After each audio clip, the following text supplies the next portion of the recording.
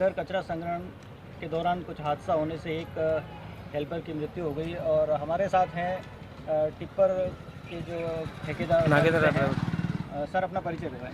नागेंद्र राय private limited से हूँ मैं। और हमारी फर्म का जो काम है वो घरों से कचरे को कलेक्ट करके ट्रांसफ़र स्टेशन तक पहुंचाना होता है। ट्रांसफ़र स्टेशन की गेट के अंदर जब हमारा टिपर पहुंच जाता है उसको एसओपी स्टैंडर्ड ऑपरेटिंग सिस्टम से खाली करवाने के लिए दूसरी कंपनी है VMBC, उसके जो स्टैंड बंदे होते हैं उनके द्वारा गाड़ी खाली करा करके उसको वापस बाहर निकालना होता है। लेकिन दुर्भाग्यवश है वो वहाँ पे जो मैनेजर थे या वहाँ के जो लोग थे उनके द्वारा SOP का पालन नहीं किया गया और हमारा हेल्पर गलती से उस टिपर के ऊपर चढ़ गया और दुर्घटनावश उसकी मृत्यु हो गई है। तो हमारी उसकी प्रति पूरी संवेदना है और हम चाहते हैं कि वो गरीब परिवार है तो उसको कुछ सहायता वगैरह मिले, जिसमें मेरी कंपनी अपनी मानवीय भावनाओं को ध्यान में रखते हुए हम लोग तैयार हैं। और हम वो जो दूसरी कंपनी है जो ट्रांसफ़र स्टेशन का संचालन करती है उनसे भी विनम्र निवेदन करते हैं कि किसी गरीब व्यक्ति की दुर्घटना में मृत्यु हुई है वो भी उसमें मदद करें और हम मिल कर के अब उस आत्मा को तो वापस नहीं ला सकते हैं, लेकिन उसके गरीब परिवार को सांत्वना के तौर पर कुछ मदद करने की हम सोच रहे हैं। तो जैसा कि देखा गया है कि अभी पूरा समाज आक्रोशित है इस मांग को लेकर, तो अभी तक आपकी जो वार्ता रही है सवेरे से, तो उसका क्या रुख रहा है?